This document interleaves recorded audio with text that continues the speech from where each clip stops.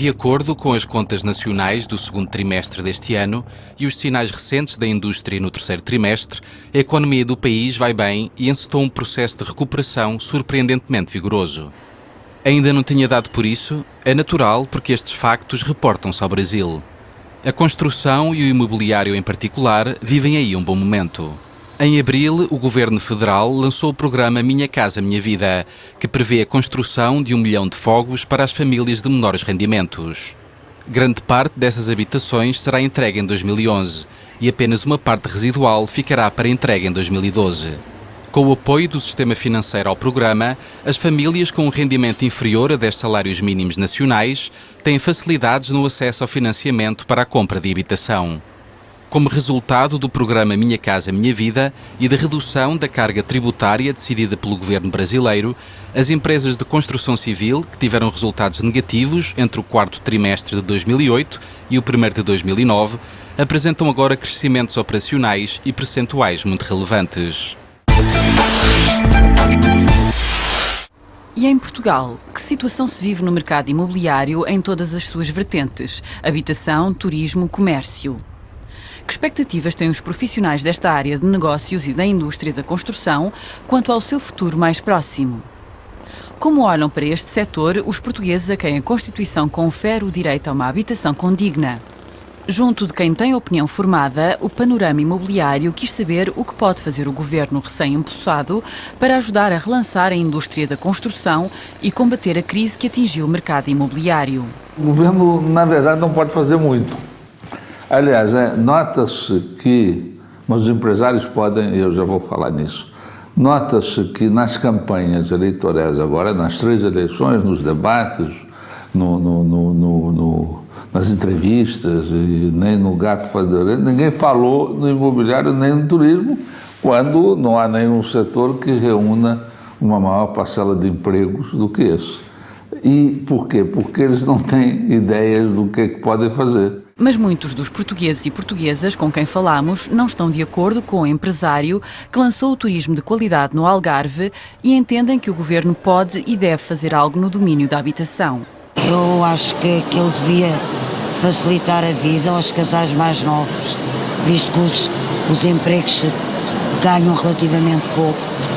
Os bancos não estão a conceder os empréstimos para as casas e quando concedem, as pessoas infelizmente ficam sem empregos, não podem cumprir, ficam sem casa. Mas apesar da situação ser complicada para alguns, o presidente da Associação dos Profissionais e Empresas de Mediação, que tem ideias bem claras sobre o setor, defende que em Portugal não tivemos uma crise no imobiliário.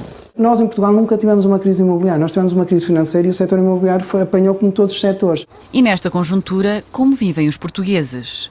Que problemas querem ver resolvidos no que diz respeito à sua habitação? Penso que uma das coisas importantes talvez fosse de alguns incentivos, talvez o arrendamento, mais ao arrendamento do que à compra de casa própria, haver uma maior dinâmica na cidade, concretamente na cidade de Lisboa, na recuperação de algum imobiliário que está neste momento ao abandono, chamemos-lhe assim. São muitos os profissionais do setor da construção que estão de acordo com este cidadão.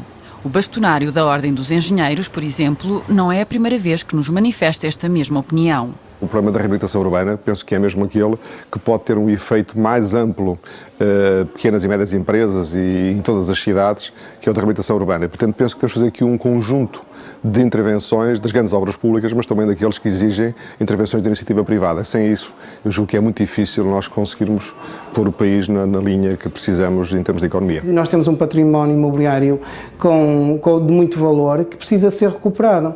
Portanto, precisamos que haja uma lei de reabilitação que também funcione. Eu acho que, fundamentalmente, para se fazer uma reabilitação urbana a sério, é preciso 2 coisas fundamentais. A primeira é a dimensão. Não se pode reabilitar, a meu ver, edifício a edifício. Tem que haver um plano global e tem que se, eventualmente, reabilitar quarteirões ou até mesmo bairros. A segunda é preciso rever de A a Z a lei do arrendamento. Com a atual lei do arrendamento, dificilmente se investe em reabilitação urbana, porque é preciso, muitas vezes, indemnizar os próprios inquilinos, é preciso depois reabilitar o prédio com um grande investimento e depois não se pode estar sujeito a ter que pagar os IMIs, os IMTs e eventualmente até os IRS ou os IRCs sem ter uma política que incentive esse investimento, porque senão a rentabilidade do investimento é praticamente nula ou tão baixa que não compensa o risco. Há quem arrenda a sua casa e se sinta bem onde vive, apesar de se queixar dos baixos salários que se praticam no nosso país. O local onde vivemos é aqui em Pontinha mesmo, aqui em Amadora, entendeu? E a casa da qual habitamos é arrendada, no caso um apartamento, entendeu? E é um local muito agradável, sossegado, um lugar calmo, entendeu? Passivo. Os vizinhos, no caso, são também bem amigos também, entendeu? De boa reputação. Estamos contentes com o local, né? São 3 assoalhadas, entendeu? E a renda, aproximadamente, é 450 a 500 euros, entendeu? Botando água e luz, tudo dá uns 550 euros aproximadamente, entendeu? A renda é um pouco excessivo de pagamento. Eu creio que o governo deveria ter mais sensibilidade concernente, entendeu? A arrendamento, entendeu? A taxa de arrendamento, entendeu? Às vezes é uma taxa um pouco até mais alta, entendeu? Em cima daquilo que o próprio país, por sua vez, propõe, entendeu? A nos pagar, entendeu? O povo português também, né? Outros há que, vendendo, estão mais preocupados com o futuro dos seus filhos e netos. E outros ainda querem comprar, mas por enquanto não podem. Eu tenho 55 anos, o meu marido tem 62, portanto, nesta altura, para nós, já não nos compensa comprar casa. Temos 3 filhos que estão todos cá, radicados aqui, e isso também deve muito. Os netos prendem-nos. Há um tempo atrás havia uma abertura brutal em relação aos empréstimos. Neste momento, foi do 8 para o 80. É extraordinariamente difícil o crédito à habitação para os jovens. Acho que é muito difícil. Acho que a valorização das casas também está a ser feita super por baixo, e eu notei isso agora quando vendi a minha. Já, o dinheiro é curto. O dinheiro é muito curto. Pois é assim, é preciso hoje em dia para a gente pedir um empréstimo ao banco, temos que ter um trabalho muito fixo com ordenados já por cima talvez dos 1000 euros e normalmente os juros são bastante altos. Sendo Portugal uma sociedade bastante rígida sob o ponto de vista da movimentação demográfica, um jovem compra uma casa na Amadora, fica agarrado a ter um emprego na zona de Lisboa. Se ele arrendar uma casa na Amadora e daqui a 3 meses lhe aparecer um emprego em Leiria, ele larga a casa da Amadora e aluga uma casa em Leiria, ou arrenda uma casa em Leiria. Portanto, o arrendamento, sobretudo para os jovens que andam à procura de emprego, ou para os profissionais que se têm que deslocar, é a solução que necessariamente, e sob o ponto de vista económico, não só social, temos que dinamizar cada vez mais. Portanto, é a primeira grande questão que eu coloco a este Governo: dinamize, invente, recrie, fale com toda a gente, mas arrendamento. Mas a que preços e como se arrenda casa em Portugal? Eu vivo no Cacém e a casa é arrendada. A minha casa tem 3 auxiliares. Totalmente eu pago, normalmente chega à ronda de quase 500 euros. Eu trabalho próximo de casa, relativamente próximo, porque eu trabalho em Rio de Moro e moro mesmo também ali em Rio de Moro. Eu, para arrendar a minha casa, custou-me muito. Tive que recorrer a muitas pessoas para pedir auxílio para ser fiador. Sendo que eu trabalho, sou português e não sei porque que peçam tanta coisa para arrendar uma casa. O presidente da Associação Empresarial dos Mediadores registra uma retoma no setor em que opera. Tal como o gestor da Rock Building, aponta problemas e soluções para o mercado de arrendamento e chama a atenção para as especiais responsabilidades do Estado Central e das autarquias locais nos domínios da habitação social e dinamização do mercado. Nós sabemos que há procura e as coisas começam a melhorar, começa a haver alguma confiança e havendo confiança há procura. O problema é que tem havido restrição, ainda hoje o Banco de Portugal divulgou esses dados, que no segundo trimestre deste ano os bancos aumentaram os spreads e a concessão de crédito está muito mais restrita. Portanto, se precisamos de uma vez por toda que o setor financeiro funcione. Nós temos à volta das grandes cidades dezenas de milhares de casas que estão paradas, não estão a ser habitadas e que é preciso lhes dar solução. E essas casas, nomeadamente, foram dirigidas ao mercado médio e baixo, que há procura. E se não houver crédito, elas não se vão vender. Ou então, de uma vez por todas, o Estado também deve pensar nisto. Se a banca não quer conceder mais de 80% do valor dos imóveis, o Estado deve criar uma linha de crédito, como fez para as pequenas e médias empresas, e assumir uma parte do risco. Deve haver fundos do Banco Central Europeu, do BEI, não faço a mínima ideia, mas é preciso que funcione. Porque eu acho que é uma pena tanta gente estar a precisar de casa e recorre obrigatoriamente ao mercado de arrendamento porque não consegue comprar e depois não tem casas no mercado de arrendamento, porque o mercado de arrendamento aumentou muito, a oferta não acompanha, o que é que faz? Que as próprias rendas subam. E há quem diga que essas casas podem ser dirigidas para o mercado de arrendamento. Eu penso que no domínio do arrendamento nós temos uma oportunidade até que a banca deve aproveitar. A banca tem entre mãos muito crédito mal parado. Tem entre mãos muitos empreendimentos que não estão acabados, de promotores que estão de alguma forma em dificuldades. Eu julgo que, como sugestão, é oportuno que a banca, sobretudo a Caixa Geral de Depósitos, os grandes bancos do financiamento à construção, que têm agora esses empreendimentos parados, porque é que não juntam grande parte desses empreendimentos num grande fundo imobiliário e promovem o arrendamento desses espaços que de outra maneira não vão conseguir solucionar? Isso dinamizaria o mercado de arrendamento, ajudaria se calhar até a nivelar um bocadinho os preços, que também não há mais arrendamento porque por vezes os preços são extremamente especulativos. As pessoas começaram a aderir ao mercado, começaram a ter concessão de crédito e não deixaram de ir para casas de habitação social. Portanto, o Estado também poupou muitos milhões que não investiu nomeadamente em habitação social. Portanto, o Estado se calhar pode ter um papel, porque senão essas casas daqui a 5 anos ou 10 anos estão estragadas e vamos pagar, e o Estado, que somos todos nós, vamos pagar para as deitar abaixo? Eu sei que a Câmara desta cidade, a Câmara de Lisboa, está bastante a pensar nisso, em promover mais arrendamento, em todos os grandes projetos que se venham fazer. Acho que é uma maneira de lá chegar, mas a banca tem que cooperar nisso, porque a banca, no fundo, os recursos financeiros já estão ali empatados num empreendimento que está parado, que não anda. Porque é que não se acaba aquilo, porque é que não se põe aquilo no mercado de arrendamento, dinamizamos, criamos vida naquele local e criamos uma satisfação para os jovens que não têm outra maneira de lá chegar. Não é importante para a sociedade portuguesa vender mais apartamentos, é importante dinamizar a sociedade portuguesa, criando oportunidades para os jovens terem casa nos locais onde os empregos aparecem. Mas o imobiliário não se limita ao segmento da habitação. Em áreas como o turismo e o comércio, tão importantes para a economia e o nível de emprego no nosso país, há vozes que apontam para outras medidas.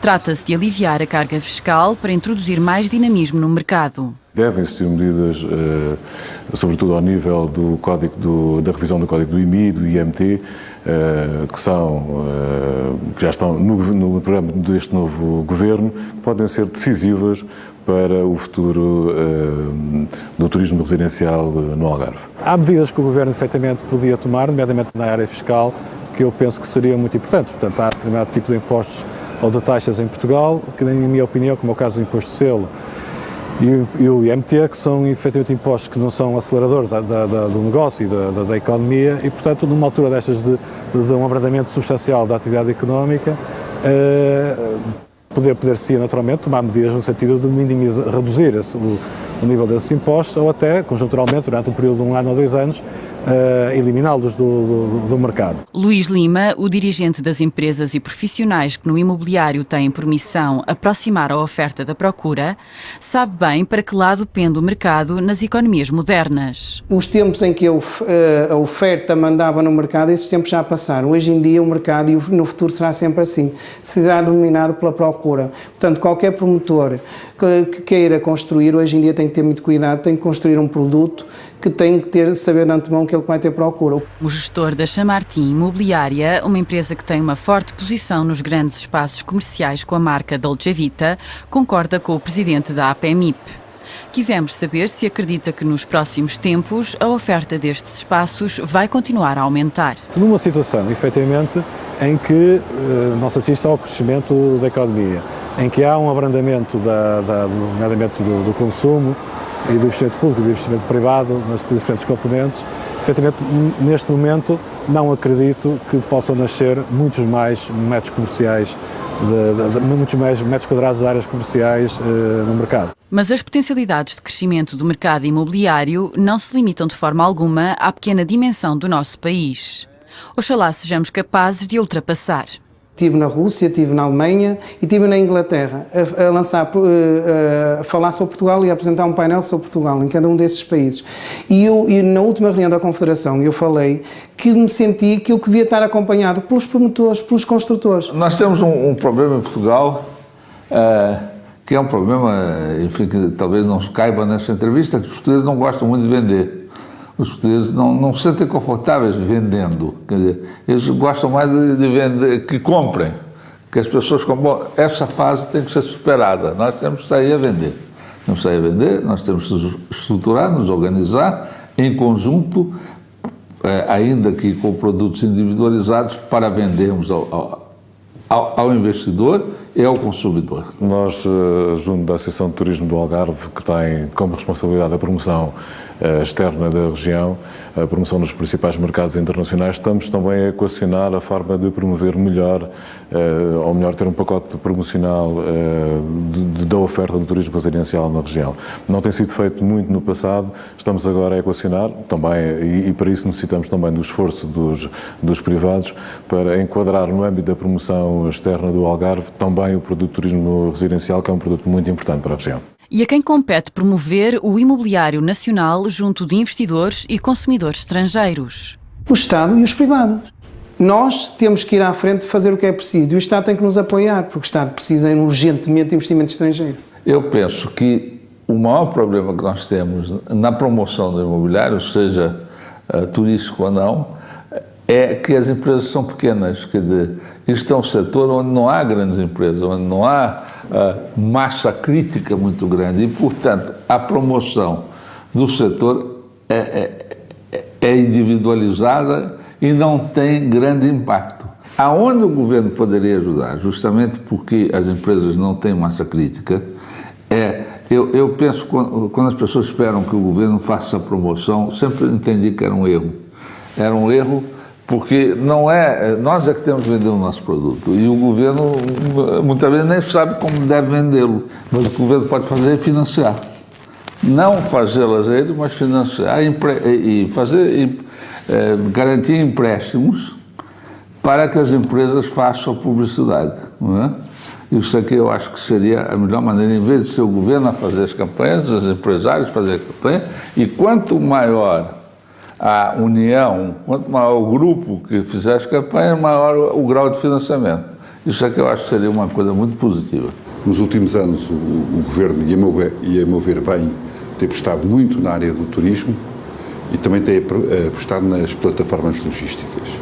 E para Portugal ser verdadeiramente competitivo na área do turismo, e tem que o ser em todas as vertentes do turismo, ou seja, no turismo de lazer, no turismo empresarial, no turismo de saúde, no turismo rural, no turismo cultural, e para ser uma plataforma logística aberta ao Atlântico, onde entram e saem os produtos para a Europa, nós temos que ter excelentes infraestruturas e, portanto, eu espero que o Governo continue a dinamizar a economia portuguesa e a criar essas infraestruturas que o país tanto precisa. São elas infraestruturas portuárias, ferroviárias, aeroportuárias, hospitais, rodoviárias, etc. Há um sem número de infraestruturas. Nós ainda temos imensas lacunas, lembro, por exemplo, na área de energia, as barragens, e que precisamos de continuar a desenvolvê-las. Acho que Portugal é um país também para estrangeiros viverem e isso é importante que se diga, exige-nos que tenhamos melhores universidades, melhores hospitais, melhores aeroportos, melhores comboios, se calhar melhores portos e melhores autoestradas. Não que isso seja um fim em si mesmo, mas porque a construção dessas grandes infraestruturas é um meio necessário para que tudo isto se desenvolva. Daí que eu penso que isto cria imobiliário, cria atividade na construção, cria crescimento económico, cria emprego e cria também uma coisa muito importante que é o terceiro fator, cria a nossa autoestima. A vontade anunciada pelo novo governo de levar a cabo um programa de grandes investimentos na construção e obras públicas cria nos portugueses, cansados da crise e do desemprego, alguma expectativa na retoma da economia. Muitos perguntam-se quais são essas grandes obras, quando arrancam. TGV, aeroportos, portos, novas autoestradas, estradas e caminhos de ferro, barragens, escolas, creches ou tribunais e esquadras. Quando estarão prontas e que benefícios nos prometem? Quanto vão custar? Poderemos saber se essas obras valerão o tempo e dinheiro que nelas vier a ser aplicado? Foi esta última questão que levou o panorama imobiliário à Ordem dos Engenheiros. No segundo dia de novembro deste ano, realizou-se aí o seminário Avaliação dos Impactos dos Grandes Projetos de Investimento. No final do encontro, Carlos Costa, vice-presidente do Banco Europeu de Investimento, apresentou o livro em que o Metro do Porto foi um case study para os professores Paulo Pinho, da Universidade do Porto, e Manuel Vilares, da Universidade Nova de Lisboa. Na obra, agora publicada, os autores fazem uma avaliação muito positiva da relação custos-benefícios desta infraestrutura de transporte público da capital do Norte. Pedimos ao bastonário da Ordem dos Engenheiros que nos resumisse as principais conclusões do seminário. Talvez duas conclusões. A primeira é que é desejável que os grandes investimentos públicos tenham uma avaliação antes de serem decididos, portanto, e uma segunda avaliação depois de concretizados, para verificar os desvios que houve em relação à previsão. A segunda questão que tem uma grande importância, tem a ver com a grande parte dos investimentos públicos, vamos dizer quase a totalidade, tem hoje em conta externalidades, ou seja, proveitos que têm a ver com o ambiente, com as pessoas, o tempo a mais que cada família tem, a redução de custos, que não tem a ver com o promotor, com a entidade que é gestora daquele projeto, mas tem a ver com todos nós, com a sociedade e com o Estado.